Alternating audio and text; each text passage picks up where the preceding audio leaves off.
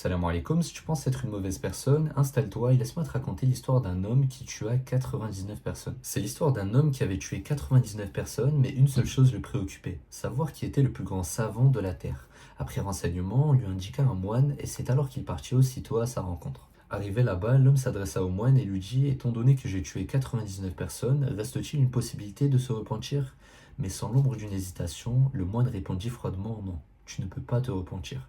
Et c'est alors que l'homme tua le moine, ce qui compléta son nombre de 100. Suite à cela, l'homme demanda à nouveau quelle est la personne la plus savante de la Terre, et on lui désigna une autre personne. Il lui dit: j'ai tué 100 personnes, est-ce que j'ai la quelconque possibilité de me repentir? Mais l'homme stupéfait répondit: bien sûr, qu'est-ce qui pourrait s'opposer entre ton repentir et ton créateur? Il lui dit: va dans ce pays où les gens adorent ton créateur et va l'adorer aussi. C'est alors qu'il s'y rendit, mais sur la route, son âme quitta son corps. Mais les anges de la miséricorde et du châtiment descendirent afin de débattre de son sort. Étant donné qu'il avait tué 100 personnes mais qu'il venait de se repentir, quel devait être son sort finalement? C'est alors qu'un ange sous l'apparence humaine descendit et dit: mesurez la distance qui sépare la terre du mal de la terre du bien, puis destinez-le à ce dont il est le plus proche. Ils le mesurèrent et trouvèrent qu'il était plus proche de la terre du bien, celle à laquelle il s'apprêtait à venir.